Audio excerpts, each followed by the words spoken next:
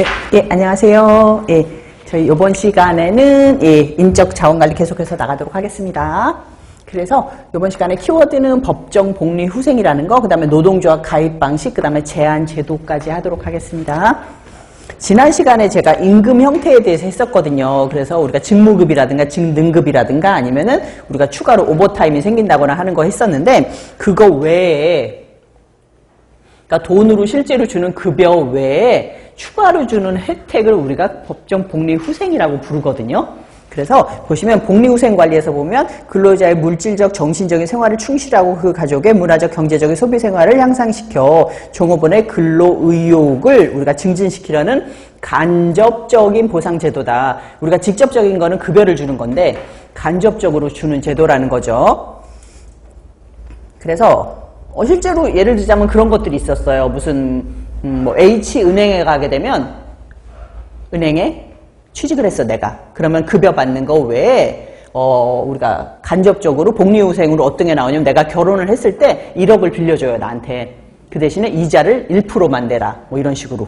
그러면 우리가 1%를 받아 1억을 받아서 그냥 적금을 넣어놔도 돈은 남는 그런 형태 있잖아요. 그런 식으로 주는 걸 우리가 복리후생이라고 부르거든요. 그래서 특별히 급여는 낮아도 우리 회사 복리후생은 너무 좋아. 예를 들자면 어떤 회사 가게 되면은 점심이 그냥 공짜야. 어떤 회사는 내가 돈 주고 사 먹어야 되고 그러면은 이거는 내가 돈으로 받는 건 아니지만 그래도 복리후생이 더 좋다라고 평가를 할 수가 있는 거죠.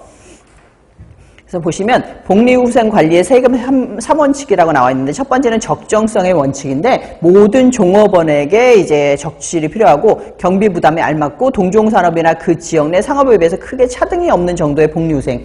예를 들자면 안산에 있는 저기 공단에 가게 되면 거긴 거의 다 점심을 주거든요. 그럴 경우는 거의 다 비슷하게 점심을 제공받고 있다라고 보시면 되는 거고, 합리성의 원칙은 기업의 복리후생에 관한 시설 및 제도에 있어서 우리가 국가나 지역사회에 의해 추진되는 것이 서로 중복되거나 관련성이 결여되는 일 없이 합리적으로 조정 관리되어야 한다는 원칙이다라고 볼 수가 있습니다.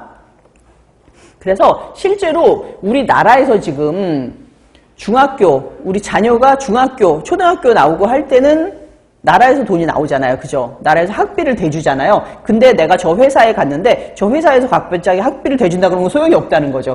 그러니까 우리가 이게 합리성의 원칙 같은 경우는 서로 중복되는 거 없이 제공될 수 있다라는 거고, 그 다음에 세 번째 협력성의 원칙은 복리시설은 기업 내적인 노사 간에 협력하여 공동 운영돼야 된다는 원칙입니다.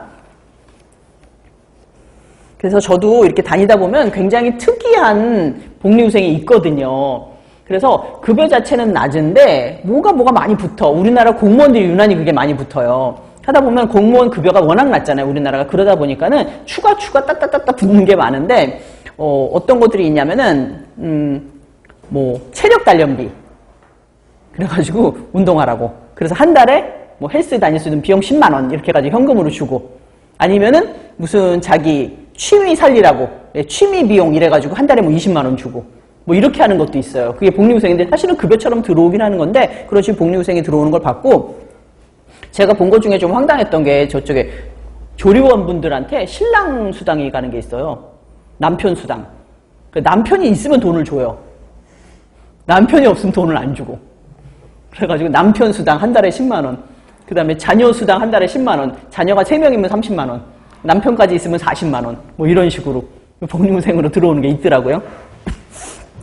그래서 이런 걸 우리가 복리후생이라고 부릅니다. 그래서 근데 요거 말고 그거는 회사에 따라 주는 거고 나라에서 반드시 줘야만 된다라는 법정 복리후생이 있거든요. 그래서 법정 복리후생 4가지를 할게요. 법률에 의해서 의무적으로 무조건 어떤 회사를 가든지 내가 뭐 알바를 하든지 아니면은 뭐 단기 알바를 하거나 계약직으로 들어갔거나 이거는 반드시 나라의 법률에 의해서 인정을 해줘야 되는 복리후생인데, 이거는 당연히 우리가 4대 보험이라고 불러요. 이거를 4대 보험은 반드시 들어줘야 된다고 얘기를 하는데, 건강보험 들어가야 되고요. 그 다음에 연금보험, 국민연금 있잖아요. 연금보험, 그 다음에 산재보험, 그 다음에 고용보험, 요 4가지는 반드시 들어야 된다라고 하는데, 제가 옛날에 학교 다니고 이럴 때는 사실 고용보험이나 이런 거 중요성을 몰랐는데, 여러분들이 영양사로 일을 하시잖아요. 그럼 고용보험을 정말 잘 이용하셔야 돼요. 고용보험이 정말 알짜 보험이에요. 그래서 내가 고용이 됐어. 근데 갑자기 고용이 단절이 됐어. 그럼 거기서 실업급여라는 걸 주잖아요. 실업급여를 뭐 짧게는 뭐 7개월, 많게는 9개월까지 주거든요. 자기가 받았던 급여의 70% 정도를 받을 수가 있어요.